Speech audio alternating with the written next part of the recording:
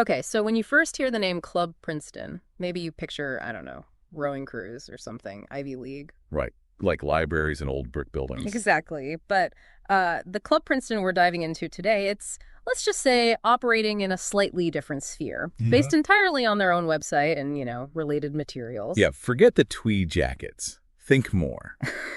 Curated adult experiences. That's a good way to put it. So our mission here is really just to unpack what Club Princeton of Ohio actually is, using their About page, their event listings, the FAQs they provide, and we even found some public comments floating around online. Sounds good. And right off the bat, they label themselves Ohio's premier lifestyle club. That's quite a statement. It is, and they immediately clarify it's a private members-only lifestyle club. So that membership piece, crucial. You can't just wander in. Absolutely sets a tone of exclusivity. And lifestyle club itself is a pretty specific term, isn't it? It hints at more than just dancing and drinks. It definitely does. And this place, it's not some tiny basement club. We're talking over 21,000 square feet. That's substantial. Huge. And it's dedicated, as they say, to your fantasy and pleasure. So you've got the standard stuff, a dance area, DJ, stage, lighting, VIP seating, even dance cages, which is, a choice. A distinct choice, yeah. Yeah. And a professional bar setup, but it's BYOB for the actual alcohol. They handle the mixers, sodas, snacks. Right, which is an interesting model. Kind of controls things, but still lets people bring what they like. But it gets really specific when you look beyond that main floor. The second floor has, yes, a bar and a fireplace, but also these special lounges and fantasy play areas. Okay, now we're getting to the unique aspects. Exactly. They list things like a 45-degree stairway to heaven, a doctor's exam table, a small jail cell, even a Sibian massage table. Quite the list. Wow. Yeah, that's a very specific theming. Nice. And a players' club room with loungers. And a BDSM Dungeon Room. Mm-hmm. They mention activities like spanking, flogging, bondage, role-play scenes. It seems geared towards a very particular kind of exploration or play. And they have this overarching philosophy. It's all about the ladies. They state female members are the top priority, totally in charge, emphasizing respect, privacy. And specifically, no unwanted touching allowed. That seems like a cornerstone rule. Definitely. So, okay, with all that set up, how does someone actually get in? What's the membership deal? Well, like we said, it's required. Capital letters, bold font required. And then there are door fees for each event on top of the membership cost. Right, and they have different types, like a couples membership with different pricing for the male and female applicant, interestingly, plus a processing fee for her. Yeah, that's notable. They also have a shorter 2-month out-of-town couples option if you live more than 50 miles away. They even give price examples for the yearly and the 2-month couples memberships. So the process itself. It's pretty involved. You have to apply online and, crucially, get approved before you can even think about showing up. Okay, so no walk-ins, definitely no spontaneous decisions. Not at all. After you apply, you get an email confirmation. Then there's a review process, could be up to 7 days. Only then, if approved, do you get your membership number. That sounds like they're really vetting people. Why so stringent, do you think? Probably to maintain the atmosphere they want, ensure everyone understands the rules, maybe screen for people who wouldn't be a good fit for that respectful environment they emphasize. Makes sense. And it doesn't stop there, right? The first visit involves more. Yeah, your first time, even after approval, includes a short interview where they go over the rules again face-to-face. Okay, and payment. All in advance. Membership fees, event fees got to be prepaid after you get that approval email. They even have a checklist for new members. Read the terms, apply, get approved, prepay, show up before 11 p.m. with ID, do the interview. It's structured. Yeah. And another interesting point, the memberships aren't flexible. You can't just swap partners on a couple's membership or switch from couple to single easily. Nope. Requires a whole new application submitted in advance. They seem to want very defined membership profiles. Huh. Okay, so once you navigate all that and you are a member, what kind of events are we talking about? Well, looking at their upcoming schedule for, say, late April, they had a Jumpstart Thursday Come Mix and Mingle. Okay, subtle naming there. Yeah. Then a birthday bash on Friday, and Saturday was Alice in Princeton Land. Alice in Princeton Land. Okay, that's evocative. It is. Described as an enchanting journey, wonderland of celebration, magic, music, and memories. They definitely embrace themes. Seems like it. And notice the different end times, Thursday till 1 a.m., Friday till 2 a.m., but Saturday goes all the way till 5 a.m. Yeah, Saturday seems like the main event night. Yeah. They also had special pricing. like an early bird discount for Thursday before 9 p.m. And a birthday discount for the couple on Friday, though it looks like you handle that at the door. Right, but the really big rule, especially for Saturdays. Ah, yes, the single men policy. Exactly. No single men allowed on Saturday nights, unless accompanied by a couple with an existing long-term membership. And they stress you should call to make sure. That definitely reinforces that ladies first philosophy, or at least shapes the dynamic significantly on their busiest night. For sure. They also have an after-hours special for approved members coming in after midnight on Saturday, so they cater to the late crowd too. What about if you prepay and can't make You it? can get a credit on your account, but you need to give 24 hours notice. The membership fee itself, though, non-refundable. No getting that back.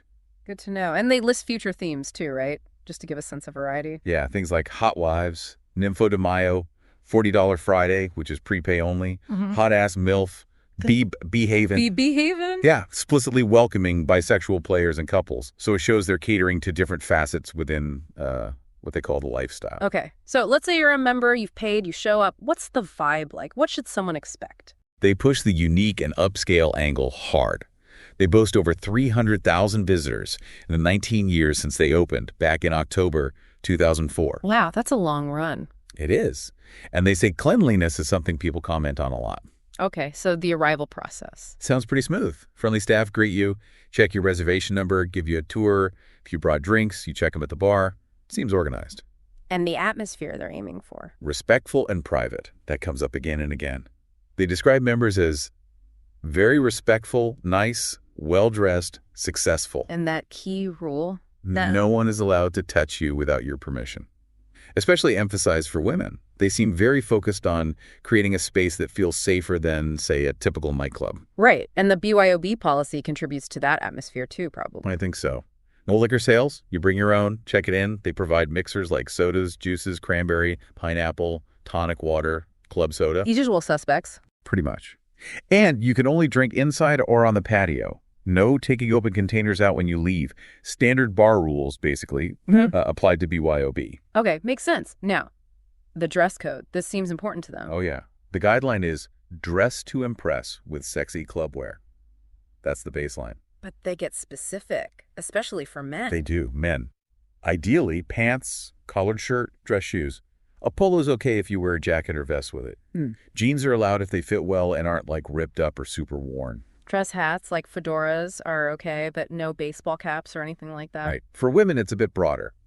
Sexy, sensuous outfits that you can share with your partner privately or with the rest of the club members. So more about expressing sensuality, less about specific garments. Seems that way.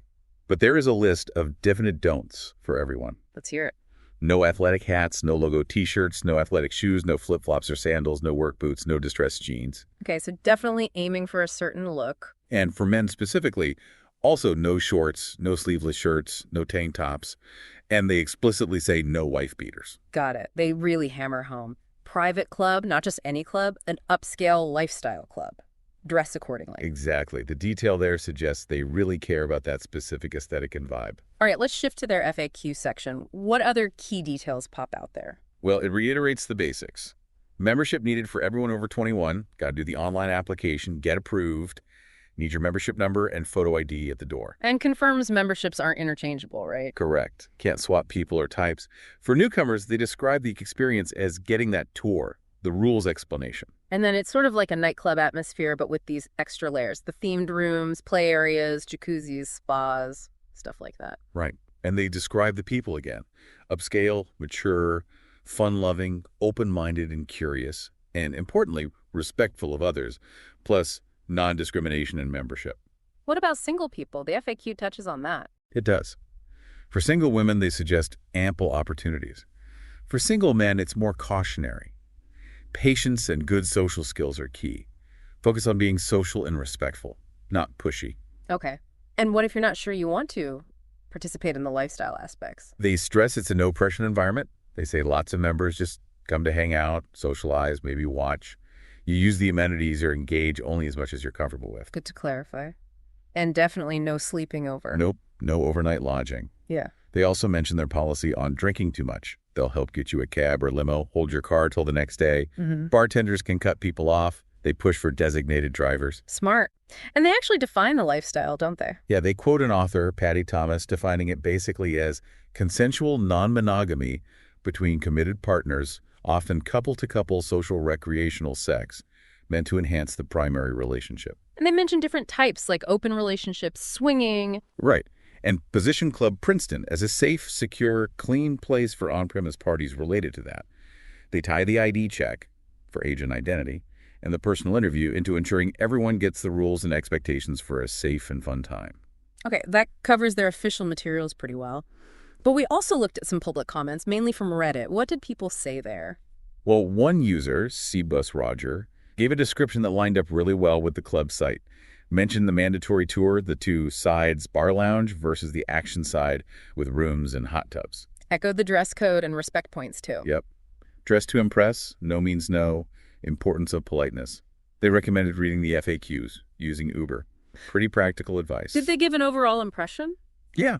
They framed it as potentially fun and safe, but advised couples to talk boundaries beforehand and not go in with rigid expectations because people are there for different reasons, showing off, playing, just socializing. That seems like solid advice for any situation like that. Anyone else chime in?